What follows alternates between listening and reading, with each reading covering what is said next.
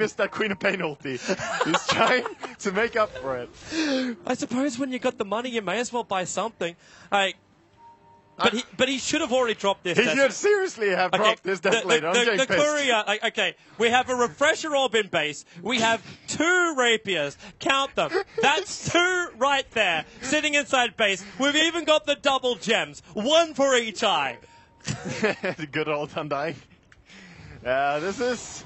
I don't know. It doesn't seem Fnatic has any intention of going high ground during this game. There goes your Aegis. It passed. Yeah, Aegis is gone. I just wanted to make sure it was noticed. Sorry, Crystal Maiden, but hey, you can at least afford a Rapier. No, she could buy a BKB. She could actually buy a BKB and get a full duration ulti off, just like the Witch Doctor.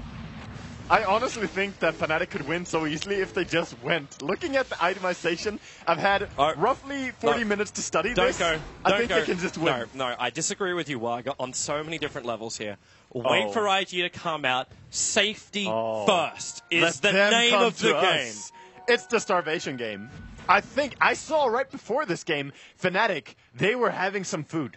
They were actually filling their bellies a little bit, and I think that IG are hungry. There's only one professional game where multiple players had over 1K creep. C9 versus Scary Faces. So, we're going to be the next C9 versus Scary Faces. So in roughly 100 minutes more, we'll finish this game. Beautiful. Tune in then for the next matchup, which no one cares about. We'll be back after some short announcements from our sponsors. This is a PSA. This game will keep lasting. Brought to you by Siraction Slax's wonderful videos describing every item in the secret shop, and then getting arrested shortly after. I didn't see anything about this in the TI down low. What the fuck? I got screwed over, dude. Smoke mover coming in from Fnatic, and well, is this the moment? It's happening. Okay, get the hype on. The Observer was down, but it'll be dewarded almost as quickly as it went down. They can see this. Oh, they killed the rest. With the gem over on the CM Chino and the Crystal Maiden, they're not actually doing it. Top lane. Yeah, it's all distraction. KOXY takes out the tier 3 tower in the top lane. The Rocket's been pushed out, but Johnny's got his back, so Kerchik will be fine. And Wraith King keeps going. He's man-mining up against Burning. Now with the Abyssal Blade #1, but remember, Burning's got one of his own. KOXY will drop. They still haven't taken out the bottom racks. They're giving it a shot. And KOXY, he's almost doing it. He's done it. The melee racks is down the top. He shall give his life for the cause. While on bottom lane, Luo trying to run away from Mushy. The attack is almost enough. Down to 99 HP. Mushy, they force up and away with a Glimmer Cape. The buybacks come out from Wraith King. He TP'd in towards the middle lane. They cop the Yule Scepter, chasing up the Crystal Maiden. How long can she survive the Ghost Scepter? Not protecting her. She'll drop the gem. And now did Wraith King or anyone come back with any new items? Wraith Do they King keep did going? Refresh in the base. He used his refresher, TP'd back, and they're still pursuing. Jump out, Faith, Ohio. They get the stuff, but now the Death Ward as well. Johnny, the great position in the trees. Oh, the IG, they're trying back out. Burning, Faith, Chuan, also low. It all bounces down. Maybe this is the moment, but the buybacks are available. Ferrari beating Crystal Maiden into a pulp. We've actually got Luo as well, running away from Mushy. Luo is about to die. The Cogs gonna push him back. Mushy, double burn. He actually needs to be burning to survive this one. Luo on the other side. He's trying to use the side blades to attack Luo inside the tree line. The hook shot out. Meanwhile, Ferrari running away, but Johnny with the base attack kills him off. We're back into the other fight. KYXY burning. He's still got cooldown. Lets it rip, but Mushy, he's got the damage output. Or does he? He's held in position for the moment. They're backing out of here. The Sigil is just watching IG and KYXY. They keep going. And they go get Chuan! Just the side blade! And the side blade popping the Lina into the shards, controlling up. There's no more buybacks available here for IG. Have Fnatic won this on money? It is impossible. Still with 5 heroes alive. Ferrari back to front lines. Mushy down for the count. Now we can buy those rapiers, or at least bring him to the fight. He is actually 1-2 rapiers in for Mushy. He's on the way, and he's bringing the deeps. Wait for it, Mushy. Where is it? There's the heads with the side blade damage. Triple kill. GG. 97 minutes and 45 roughly seconds will be the victory here for Fnatic over Invictus Gaming, getting a 1-1, 2 draws for TI5. And there's a new message from the Valve.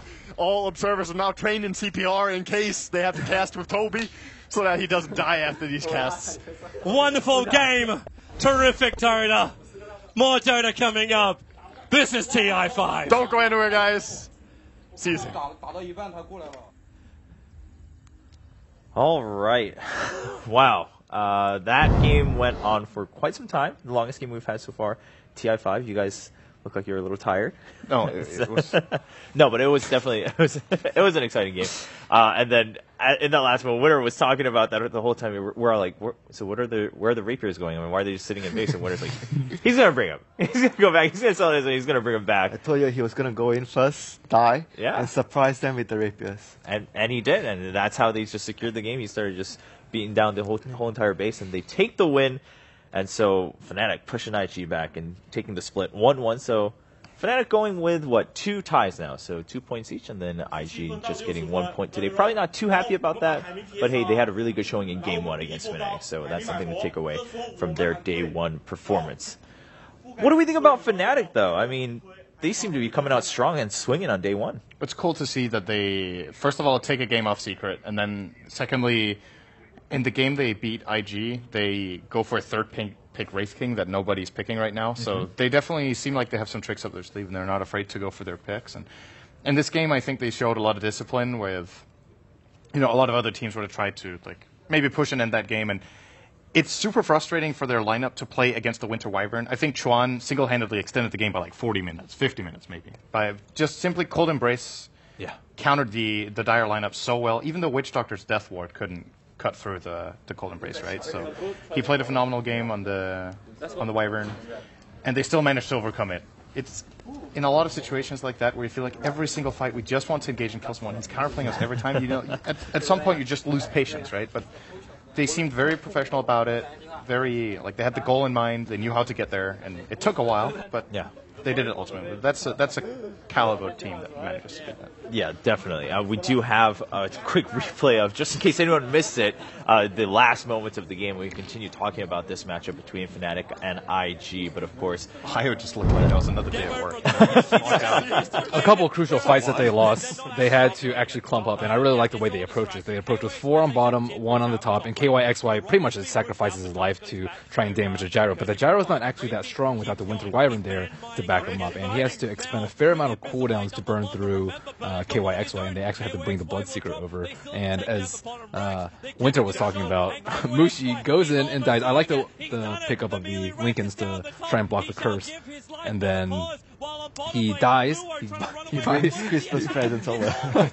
This was pretty great. But the supports had such huge impact in a lot of the fights with the freezing field, with the Death Ward. It was simply incredible their damage output. Yeah, we'll see that sick Death Ward here at the end too, right? Just going into the trees. And Wraith King actually, I think BOT said a mid lane. He's trying to push that out to secure the final racks. But I mean, look at the positioning. The blink. Oh man. Yeah, it channels, I think, for full duration. And yeah, there's BKB heroes that does nothing. You can only Cold Embrace one person, and everyone just gets wrecked by that. And of course, everyone has their buyback, so they have to do round 2. Of course. Wraith King already has his ultimate, and this shows you how long the fight Wraith King has 4 rounds, probably. Yeah. 3-4 rounds. Yeah. he had a refresher. So it was going on for quite some time. I mean, yeah, we see chases all the way back out the base and then back into the base. And like you mentioned, Syndrome, of course, IG doing their best to try to keep this going.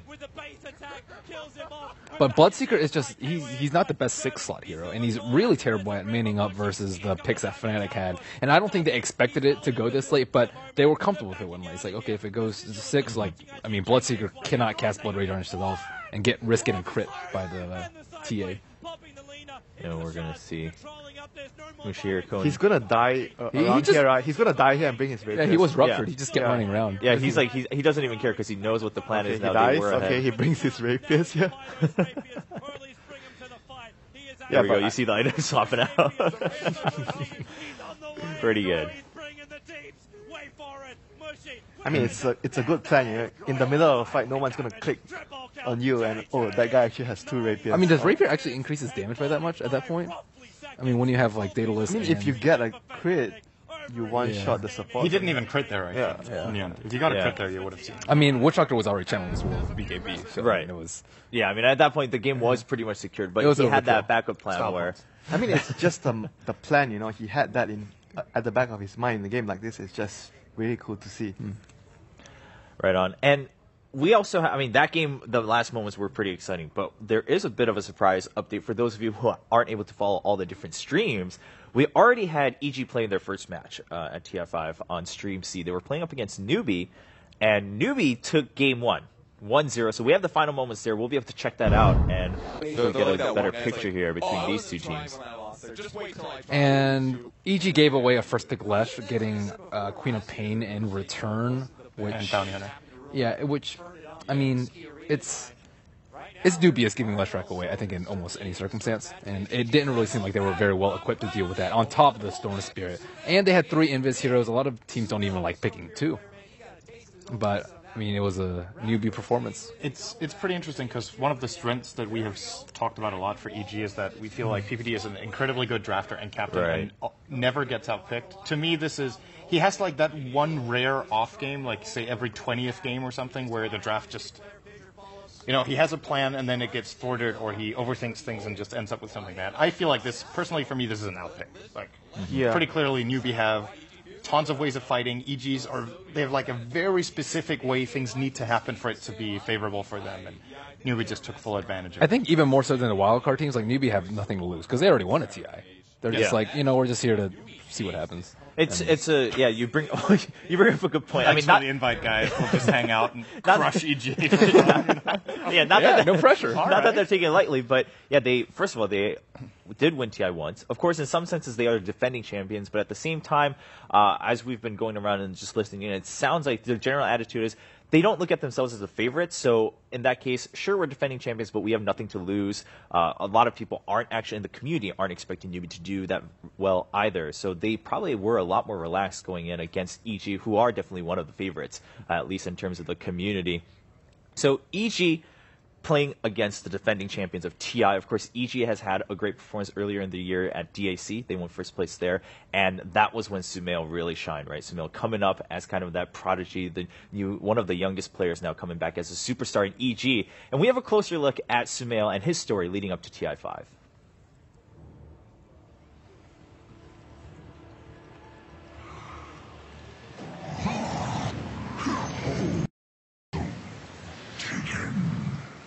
When I first met Sumail, I knew this kid was going to be big.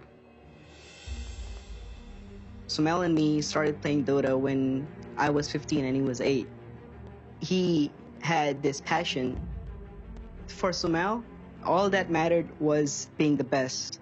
His desire to compete at the highest level, his will to be a professional, that was the most prominent thing that I got from him. So when a spot opened up on Able Geniuses, Sumail was the first person that we thought of.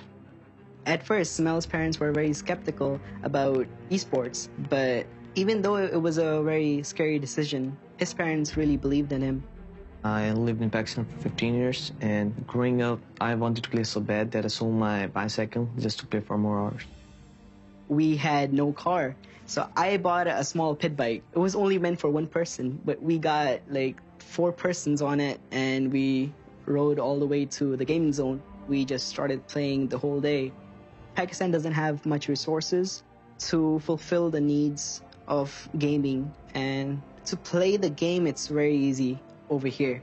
My dad worked really hard to get me and my family here. I live with 8 family members in a small apartment, and I share my room with 3 family members. It's really mesmerizing for all of us. And he's been playing so fast, never tired, never get bored. I play about 9 hours a day. It needs a lot of hard work and dedication, and in Dota there's always something new, so you just can't stop. Sumail's entire life revolves around Dota. Aside from school and his family, this is pretty much his life. This is what he's been doing